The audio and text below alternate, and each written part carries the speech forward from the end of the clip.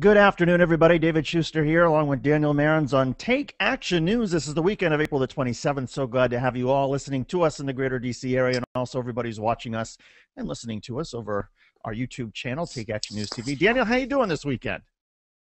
I'm doing great, David. It's just wonderful here in Washington, D.C.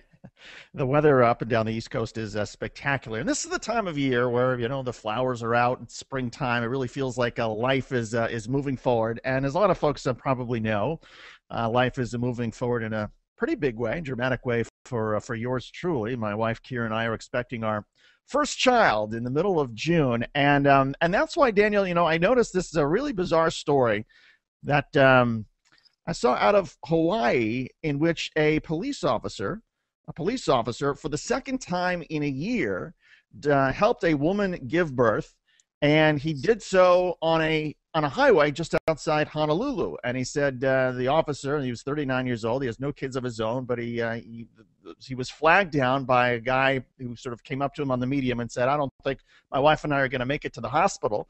And sure enough, the guy said a girl, popped out right in the front seat of this pickup truck.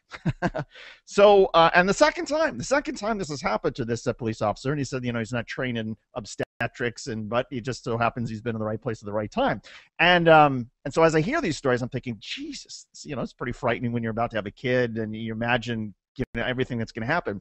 And it takes me back to something that actually happened with a really good friend of mine, which is not, people think, oh, it doesn't really happen that way. Well, actually, my best friends, Liz and David, when they were giving birth to their kid, Sam, their first child, and I went to the hospital. It was in Washington, women's hospital at the time, which is near Georgetown, and we were waiting for the kid to arrive, and they were off in their room, and I was in the lobby, and all of a sudden this guy comes charging through the lobby of this hospital. It's probably like midnight, saying, "My wife just gave birth on the Rock Creek Parkway. My wife just..." And so all of a sudden the nurses and doctors go rushing out of the lobby, and a few minutes later they wheel in this woman with the baby on her chest, on the gurney, and everything was fine. And then 10 minutes later, my best friend and her husband, they have their baby, and I go in a few minutes later, and I say, I hate to say this, but you've been upstaged by the couple that just gave birth on the GW Parkway.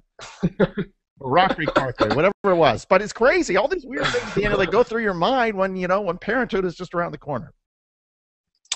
Yeah, well, I mean, I guess you could try and look for a pattern there, but it's almost a little bit like reading the tarot cards. I mean, were there any common threads? Was that man that you saw in the Washington, D.C. hospital Hawaiian himself?